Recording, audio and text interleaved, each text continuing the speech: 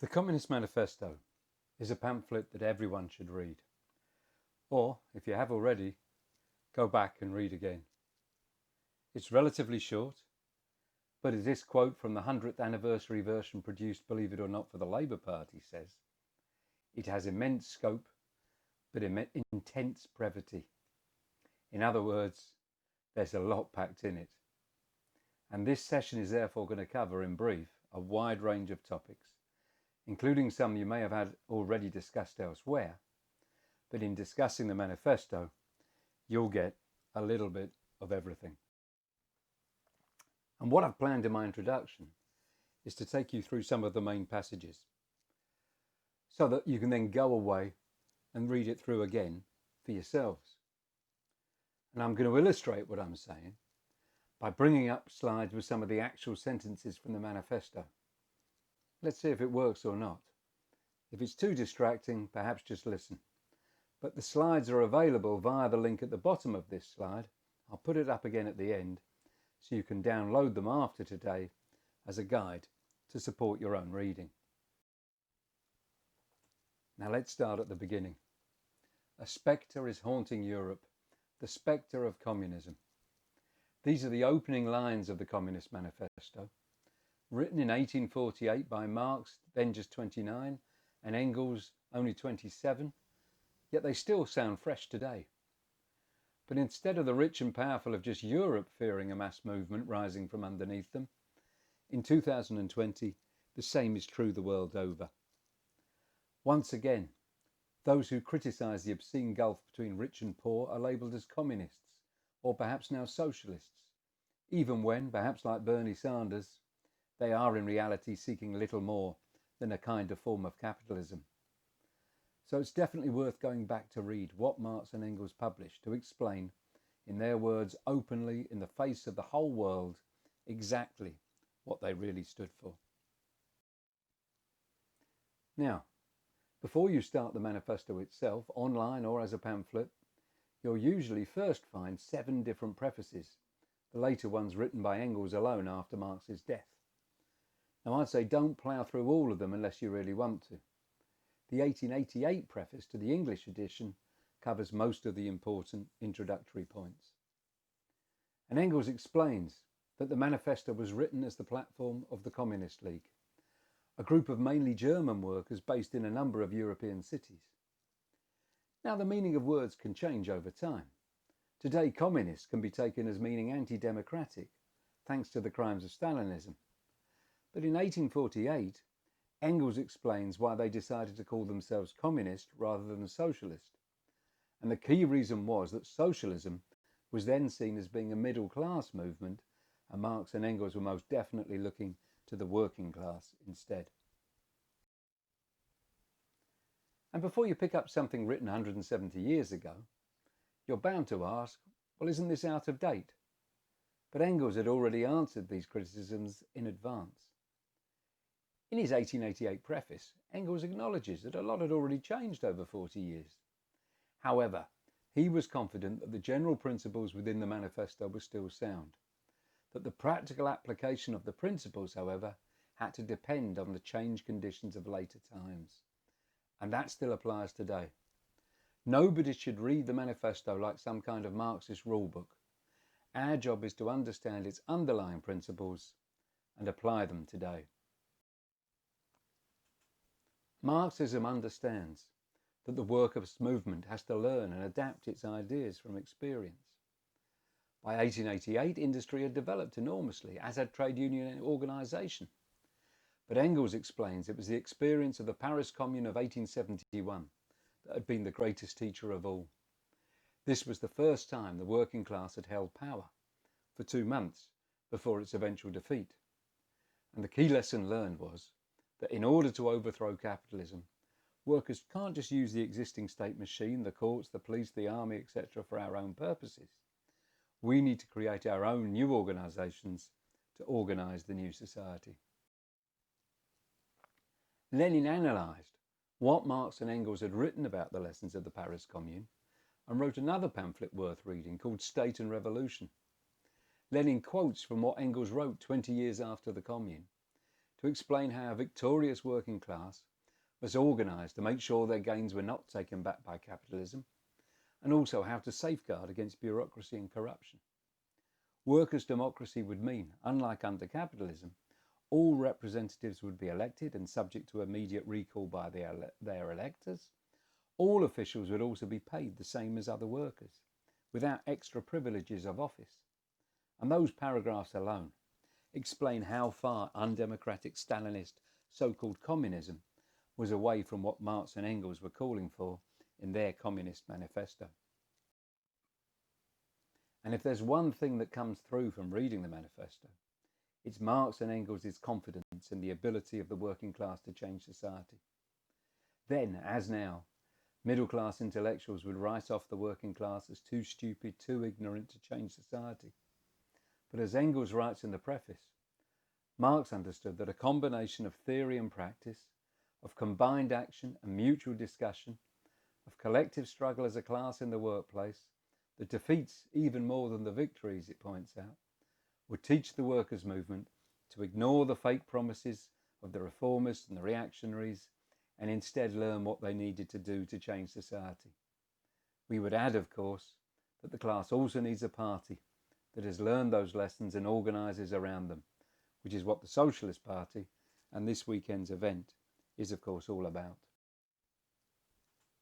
Now, finally, in the preface, Engels summarises how Marxism explains history through the history of class struggles. And there's a lot in the 3 sentences on this slide, but it starts by saying that under pre-class hunter-gatherer societies, their sparse resources were held in common for the benefit of all. But as society advanced economically, a series of class struggles took place for the control of the surplus wealth created between exploiter and exploited. So to explain how society works at any point in history, you have to understand, to coin a modern phrase, it's the economy, stupid. The economic basis of society, whether it's slavery, feudalism, capitalism or socialism, is the key to explaining its ideology and politics.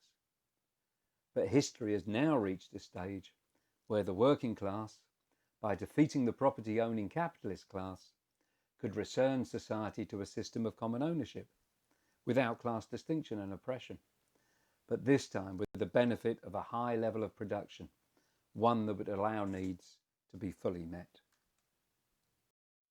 Okay, so let's take a breath, because that preface has already set out most of the key ideas in the manifesto itself. The manifesto, as you can see from the contents here, then has 4 main chapters. The last 2 chapters, where Marx and Engels discuss other left-wing parties and trends that existed at their time, are certainly worth reading, but have inevitably become the most dated. So I'll concentrate on the first 2 chapters today. Now, the first chapter is called Bourgeois and Proletarians. So let's start by making sure that everyone knows what Marx and Engels meant by those words. And helpfully, Engels added a later footnote to the manifesto to explain their meaning. I've also put them on the slide. The bourgeoisie are the capitalist class, the owners of the factories, offices and other means of production, employing others to work in them. The proletarians are the working class, people who don't own those productive forces, but instead have to earn a living by selling their labour power to a capitalist employer to earn wages. And, the manifesto argues, capitalist society is increasingly divided into those 2 great hostile camps, bosses and workers. And the manifesto explains how capitalism hasn't always been in existence. The bourgeoisie themselves grew as a class during a previous era. Trade had grown from the developing towns, then further again as new markets were found, as the Americas and other parts of the world were conquered by the European powers. Steam power and the Industrial Revolution provided the ability to produce even more goods and allowed even more trade. And out of those small traders owning a few workshops, developed the modern bourgeoisie owning huge factories, building ships, building railways, concentrating property in their hands more and more. They became the new ruling class. But the bourgeois didn't achieve their position without a revolutionary struggle of their own. In France, the old order was definitively thrown aside by a revolution. Even in England, a king lost his head during a civil war. The manifesto also builds on the idea already raised in the preface, that each ruling class develops state machinery to cement its rule. Under a parliamentary democracy, as we've seen in Britain, the courts are still used to rule against trade unions. Spy cops operate to undermine opposition. Senior civil servants and unelected advisors have more say in government policies than elected MPs.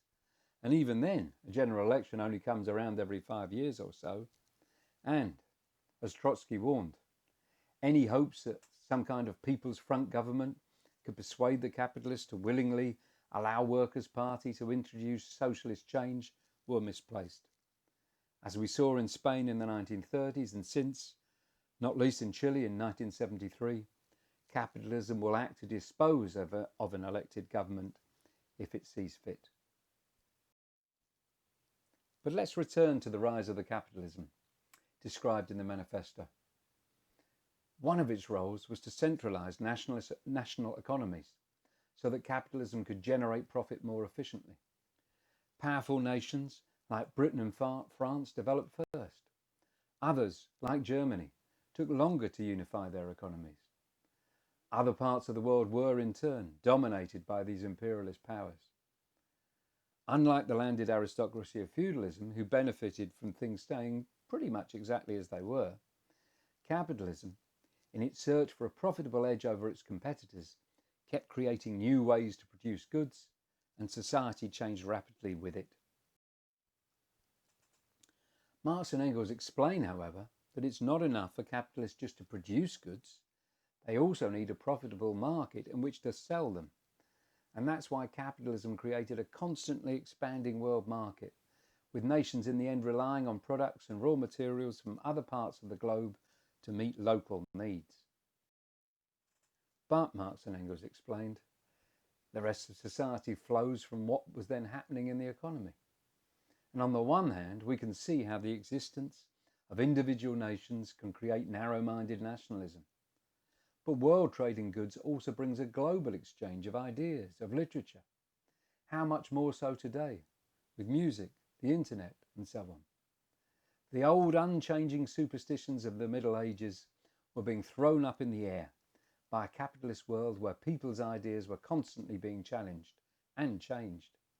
And that's even more true in the fast-changing world of today, as accelerated by the COVID pandemic, the global economy moves into crisis.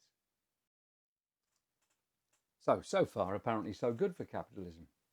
But Marx and Engels aren't writing their manifesto to praise capitalism over, say, feudalism. Feudalism in the Middle Ages had brought society forward for a time, but it then became a barrier, a fetter is the word used here, on further development. It had to be replaced by capitalism, already developing within its towns. But now the manifesto explains the same thing is happening. Capitalism was now becoming a barrier too. It had massively developed world production and trade, but was no longer capable of making good use of the productive forces it had created. And the manifesto then spells out why capitalism is a system that has crisis wired into its workings, something Marx would write about in much greater detail in Capital and elsewhere. But they show that capitalism is a system that doesn't keep driving the economy forwards. It'll suddenly hit a roadblock and go into crisis. Why? Because it's created too much. Now that sounds like a crazy idea, but that's why factory closures are being announced now every week. The goods they are making can't be sold at a profit. Why? Because how do capitalists make a profit? From the unpaid labour of the working class. Or, as the old Labour Party Clause 4 used to put it, by not paying the working class the full fruits of their industry. In other words, by paying us in wages less than the value of the goods that we have produced. But capitalism then has a problem, because the working class also provide the main market for the goods made by capitalism. So if we can't buy them, they can't sell them either. Marxism explains that to find a way out of the crisis, factories close, goods go to waste, competitors go bust, and then those that remain in business can start up again, with wealth now concentrated in even fewer hands. And here's an example. A Ryanair boss hopes his airline can be the last person standing once the pandemic has wiped away its competitors.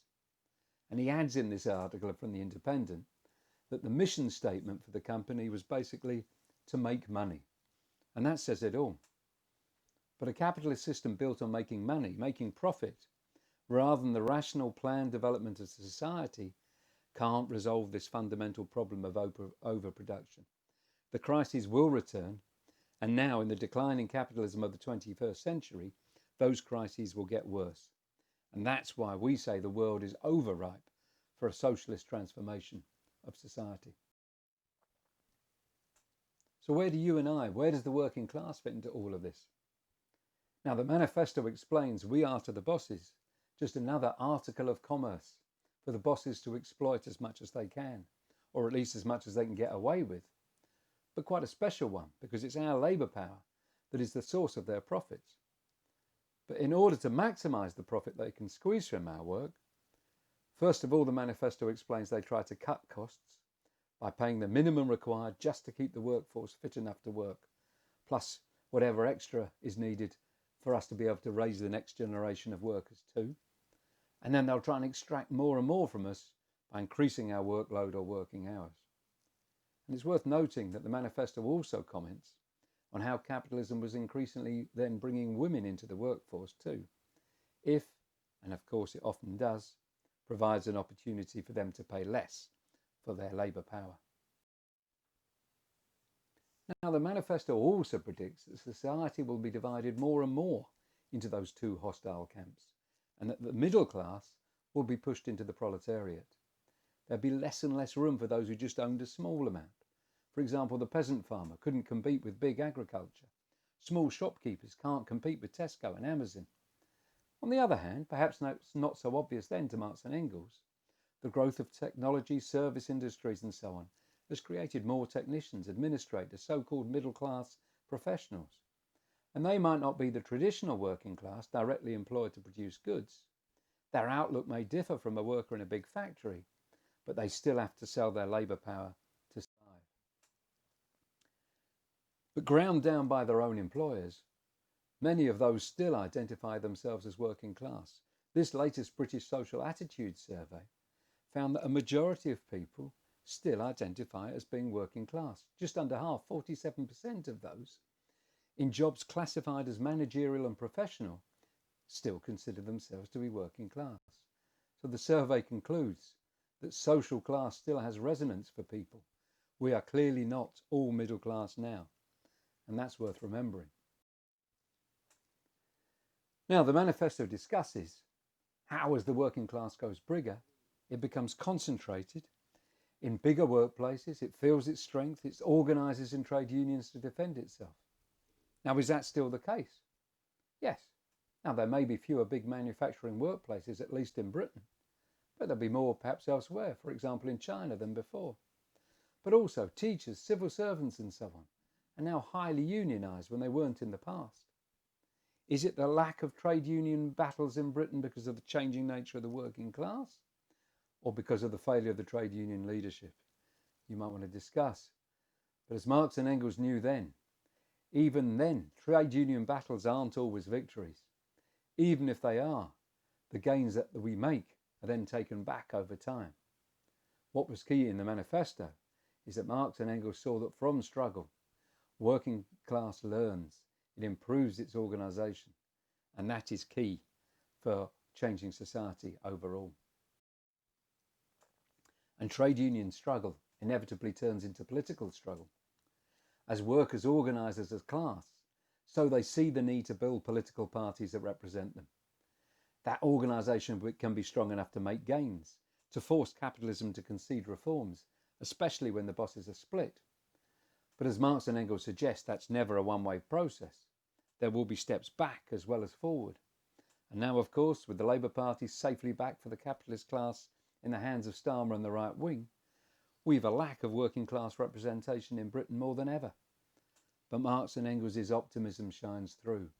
Not a blind optimism, but one based on their analysis of how workers will organise together under capitalism. It rises up again, stronger, firmer, mightier. And Engels and Marx make clear in the manifesto, it's the working class alone, that is the class organised together in the workplaces and in the working class neighbourhoods, towns and cities, that would lead the struggle to change society. Not the middle class, hope to hold back the tide of history, trying to preserve their rights to own their little bit of property against the might of big business. Not the most downtrodden, who have to turn to crime and petty robbery to try and survive in the face of capitalist robbery. No, Marx and Engels explained that the working class isn't just trying to become the next in history's long line of ruling classes, grabbing hold of society's resources for the benefit of their small number at the expense of everyone else. For the first time in history, the working class will be changing society as the overwhelming majority of society, or as Tusk has popularised, a movement for the billions, not the billionaires. And the first chapter of the manifesto ends with this crucial point. The bourgeoisie cannot create its wealth and privileges without the labour of the proletariat. That's why the strike weapon is such an important one. But by expanding industry, expanding production for its own benefit, capitalism has had to create a mighty working class, which comes together in the workplace, in the trade unions, in its political parties. But in doing so, it has created its own gravediggers, the class that once sufficiently organised can push aside the capitalist class and the capitalist system that is now holding back the development of humankind. Now, I've gone through that first chapter in most detail because it sets out the main theoretical ideas of the manifesto. But Marx and Engels were revolutionaries. The point, as Marx put it elsewhere, was not just to interpret the world, but to change it. So the rest of the manifesto set out to outline how best to put that theory into practice. How should the proletariat organise to successfully change society? Now, rather than me provide the answers, I want to use my remaining time to raise some questions based on these last chapters of the manifesto. Now, number one, the manifesto says that the communists have no interests separate and apart from those of the proletariat as a whole. But what do Marx and Engels mean? They're seeking to organise and build the Communist League. But how do revolutionaries organise alongside workers who are in other parties? But two, the manifesto lists two main points that distinguish the communists from other working class parties. Number one, to bring to the front the interests of the entire proletariat, independently of all nationality. And number two, that they always represent the interests of the movement as a whole. So what are Marx and Engels saying here? What slogans might we use that help put those common interests forward today? What about this? Communist Marxists need to be, on the one hand, the most resolute, most determined section of the movement, and on the other hand, they need to be the ones with the best analysis, who understand best what stage of the struggle we're passing through, what demands to raise, where we're trying to get to. Does this describe workers' leaders you know? Or perhaps not. Does it describe the Socialist Party? I'd like to think we do our best at following this advice from 1848. Now, what are Marx and Engels saying here? The abolition of bourgeois property. Are we in favour of abolishing anyone's rights to own anything? Is socialism about taking away wealth and making everyone poor?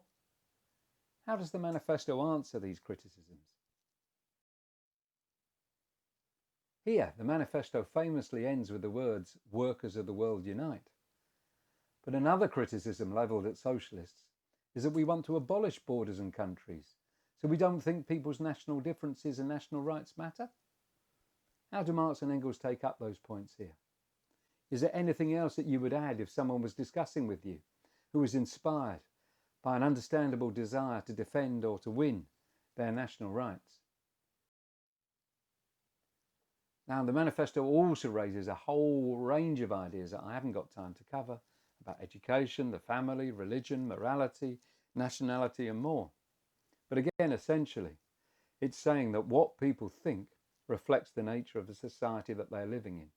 In particular, that the ruling ideas of each age, the ideology that dominates society, are the ideas of its ruling class. So do you agree with what Marx and Engels are saying?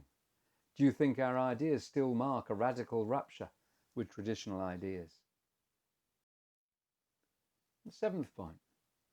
Reading these passages, are Marx and Engels arguing that we should centralise production in the hands of the state, i.e. to nationalise the economy and the finance sector, etc., gradually by degree, or more suddenly by despotic inroads on the rights of property? Is there a contradiction between the two sentences? How much of the economy would need to be nationalised under workers' control and management, and how quickly? How should we argue for this in the What We Stand For column of the Socialist newspaper? And the last point here, talking of what we stand for, then chapter 2 ends with a list of 10 demands which are in effect of what we stand for the Communist League of 1848.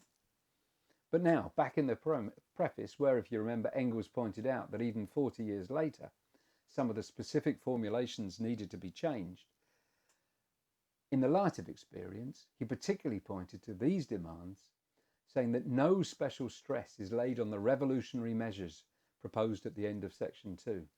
That passage would, in many respects, be very differently worded today. So looking at these 6 of the 10 demands, are there any that you think Marxists could still use today without much alteration? Are there any that you think you definitely wouldn't use? Why not? Feel free to comment in the discussion. And here's the final 4 demands. Again, what do you think? Just while you're looking through, personally, I think it's worth noting that number 7 includes, to some extent, an environmental demand of its time, raising concerns about overexploitation of the soil. I should certainly point out that environmental concerns aren't something new to Marxism. They're raised by Engels in particular from the very beginning. So, have a think about those questions. Before I finish, just for completeness, let me mention 5 last issues from the remaining pages of the manifesto that you might want to discuss, or, if time, I'll return to in my summing up. Firstly, what did Marx and Engels mean by the withering away of the state under a future socialist society? Secondly, as I said, chapter 3 is probably the least relevant chapter for today because Marx and Engels are taking up the positions of other socialist organisations that have long since disappeared.